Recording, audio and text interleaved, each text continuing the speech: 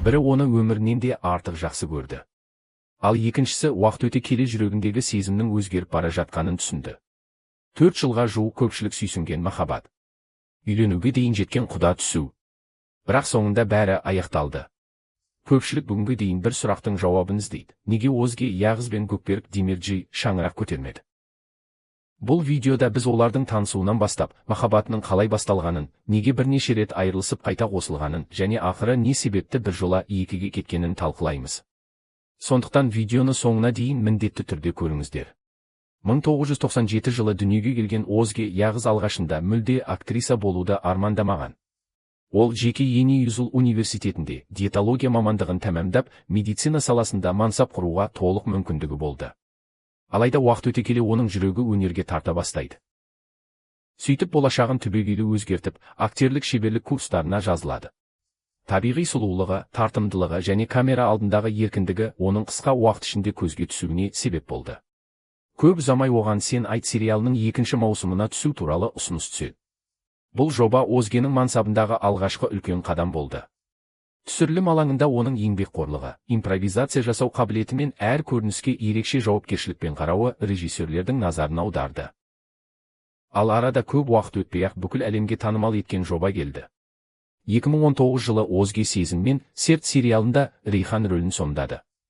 Қарапайым ауыл қызы Рейхан мен бай кәсіпкердің ұлы Әмірдің мәжбүрлі некесі туралы бұл хикая миллиондаған көрерменнің жүрегін жаулап алды. Рейханның сабырлылығы мен адалдығы, тағдырдың ауыр сынақтарына мойымауы көрермендерді ерекше әсерге бөледі. Дәл осы сериалда Озгенің өмірін өзгерткен тағы бір адам болды. Ол Әмірдің рөлін сомдаған актер Gökberk Demirci. 1989 жылы дүниеге келген Gökberk ол кезде тәжірибелі актер болатын. Озги кейінірек бұл сәтті еске алып, оның сөзін алғаш естігенде әзілдеп тұр деп ойладым. Себебі ол маған әрдайым қол жетпейтін, өте салмақты адам болып көрінетін деген болатын. Осылайша олардың махаббат хикаясы басталды. Жас әрі тәжірибесі аз Озги үшін Gökberk әрдайым ақыл айтатын, қолдау көрсететін сенімді адамға айналды. Ал Gökberk болса Озгенің тазалығына, қарапайымдылығына және шынайылығына тәнті болды деген пікірлер жиі айтылды. Көпшілік бұл жұптың болашағына сенді. Олар бірге демалды. Бірге жұмыс істеді. Жанкүйерлер оларды болашақ ерлі-зайыптылар ретінде қабылдай бастады. 2021 жылы жұптың құда түскені туралы жаңалық тарағанда жанкүйерлердің қуанышында шек болмады. Барлығы енді тек той күнін күтті. Алайда тағдыр мүлде басқа жолды таңдады. Алғашында пандемия жоспарларын кейінге шегерді. Кейін араларындағы келіспеушіліктер көбейе бастады. Қатынастарында бәрі бұрынғыдай емес екені байқалды.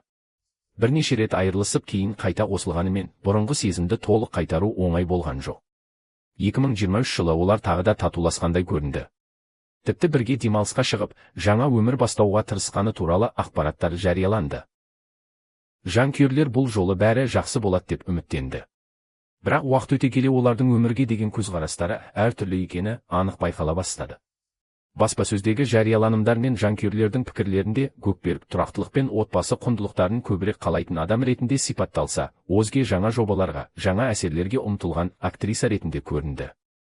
Мұндай бағалар сыртқы бақылаушылардың пікірі, ал олардың жеке себептерін нақты тек өздері ғана біледі. Ақыры 2023 жылдың жазында Озги жаңа Сапфир сериалының түсіріліміне қосылды. Ал Gökberk басқа жобаға кетті. Көп ұзамай олардың түпкілікті айырылғаны белгілі болды. Сол кезде Озги жаңа қарым-қатынас туралы қауесеттерді жоққа шығарып, жеке өмірі жайлы көп пікір білдіргісі келмейтінін айтты. Ал Gökberk әлеуметтік желідегі жазбасында «Мен сені өмір бойы сүйемін» деген сөздерімен көпшіліктің назарын өзіне аударды. Осы бір сөйлем көптеген жанкүйердің жүрегін елжіретті. Кейбіреулер бұл шынайы махаббаттың белгісі деді. Енді бірі бұл өткенмен қоштасудың соңғы әрекеті болды деп санады.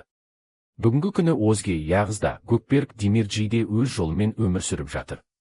Бірақ олардың махаббат тарихы түрік сериалдары әлеміндегі ең есте қалған қарым-қатынастардың бірі болып қала береді. Ал сіз қалай ойлайсыз? Бұл шынымен бір жақты махаббат болды ма? Әлде тағдыр екі жақсы адамның жолын әртүрлі бағытқа бұрып жіберді ме? Пікіріңізді міндетті түрде комментарийге жазыңыз. Егер осындай түрік актерлерінің өмірі мен махаббат хикаялары туралы тағы да қызықты видеолар көргіңіз келсе, арнаға тіркеліп, лайк басуды ұмытпаңыз. Ал ең қызықты оқиғаларды жіберіп алмау үшін видеоларымызды соңына дейін көріңіздер. Келесі видеода тағы да кездескенше.